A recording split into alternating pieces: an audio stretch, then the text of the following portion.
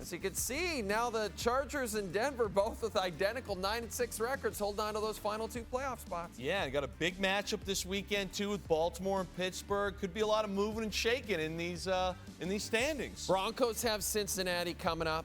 Chargers are in New England coming up. That seems like a guaranteed W for Jimmy Harbaugh's crew.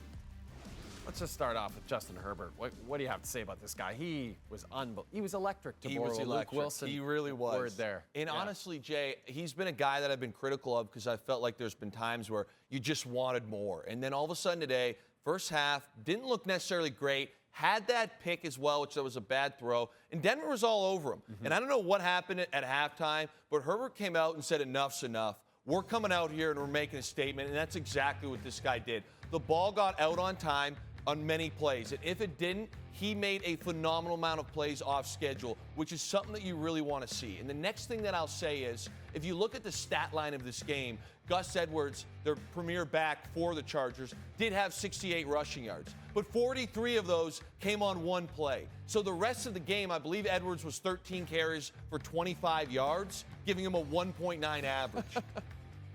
This man, Herbert, had no run game the entire night. Yeah. It wasn't like, hey, I can rely on the run game, get us in third and manageable, and then even use play action or anything like that. It wasn't happening. So he basically came out here with a lot of weapons that are, unproven, I would say, in a game where they needed to win, kind of make that statement, is this a legit team? They're 1-5 coming into tonight against teams above 500.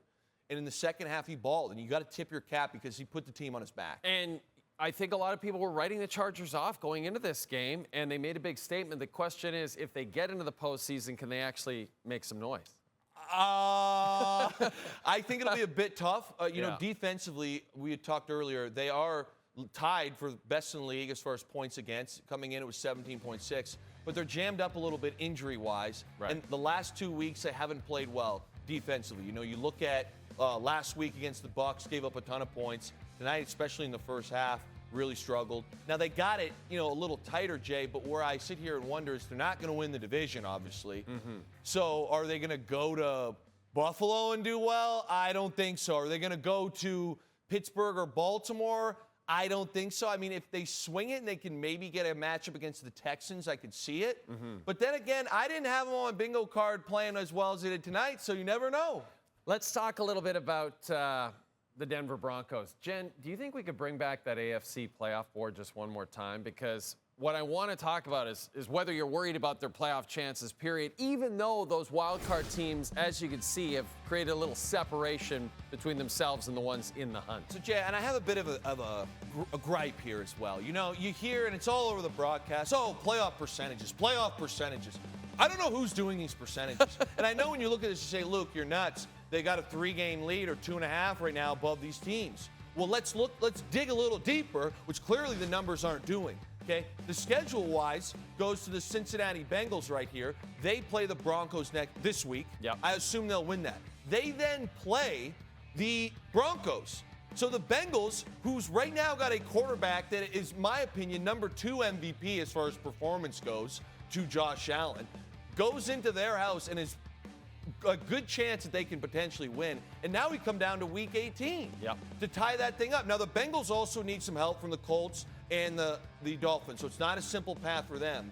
But I sit here and say, yeah, the numbers look good, the percentages look good, but Denver's basically got a hope that the Bengals lose this week, which I don't expect them to do. They then have to beat Joe Burrow and the Bengals, which is not a gimme. And then week 18, the Broncos play the Kansas City Chiefs. And if the Chiefs slip up, that game, again, a lot of things moving here, but follow me. That last game of the year could be for the Chiefs to clinch the 1 seed over Buffalo. So I'm not, again, and a lot of things have to happen here, but I'm not necessarily expecting the Chiefs to be benching anyone going into that game if that's the scenario. Yeah, that's fair. If that's the scenario. So I sit here and say, I understand it's a comfy lead on the graphic we just looked. Yep.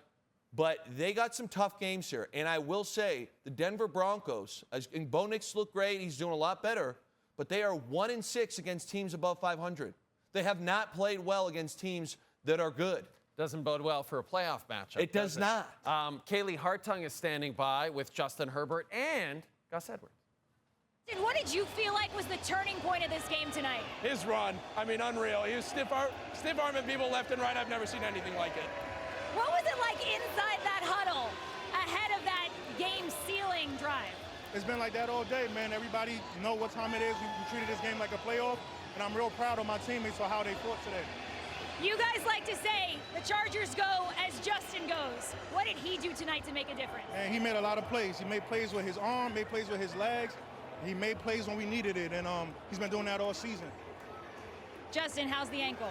It's getting better. Feels a lot better now, especially after a win. So we got time to rest, and we'll be back. And we got another great opponent next Saturday, I believe, so we'll be ready. What do you take away from this win as the playoff landscape unfolds in front of you? These are all playoff games to us. These are huge games and huge opportunities for us to go play our brand of football. And, I thought we did that today. And as long as we're building off that, continuing to get better, there's hopefully good things to come. What's Harbaugh going to have you singing in the locker room tonight? I'm not sure. Maybe he can answer that. He's unpredictable, man, but I know it's going to be all good things. Yeah. Thank you both. Congratulations.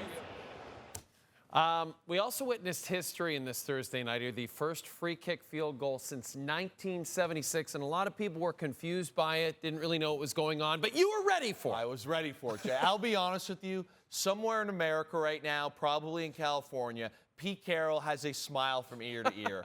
My rookie year, this man would come up to us all the time. Hey, we got to learn the free kick. Might do it. We might do it. Hey, everyone's got to know the free kick. Every year, this guy, it was like we put it in, we practiced it, we knew he wanted to call this so badly. Our special teams coach would come in and say, hey, we got to make sure he knows because Pete was dying to have this happen. Yeah. And it's very beneficial for the team kicking. And when what happens is, and this one wasn't that far because of the penalty, but a lot of times when you practice this, you'll actually practice it from 65, 70 yards out. And you probably sit there and say it's such a risk. We've all seen, kicks end up short and they get returned. Right. But with the free kick, what the difference is you can put your kickoff team out there. So a lot of times when coaches don't want to kick the far ones is because on field goal, you have all of your offensive linemen right. and your best tacklers are generally two tight ends who play the wing. Right. Not what you want if it's short and you've got a great returner. Right. However, now, as you saw it there, you can go out there with all of your defensive players lined up at kickoff and say, listen, we're going to take this matchup all day. And the next thing is a lot of times what happens on the far kicks is that the kicker will take the trajectory and kick it lower to drive the ball, and you're worried about the block. On the free kick, there's no one to block the football. So it would have been a little more special. It was like a 68, 70-yarder because he could just drive it. But again, it's a quirky rule. I was surprised it took the Chargers so long to call it. Right. Because right away I'm like, it's the infamous free kick that Pete Carroll had been telling me over here. Hey, Luke, we'll call that free kick now. All right, coach. You got to get a hold of him and find out. I promise you, he texts at least 30 people about the free kick. I love that. Unfortunately, I wasn't one of them. We'll find out. Maybe he knows you're on TV. He doesn't want to do it right now. We got a doubleheader on Saturday. We want to talk about the odds powered by our friends at FanDuel.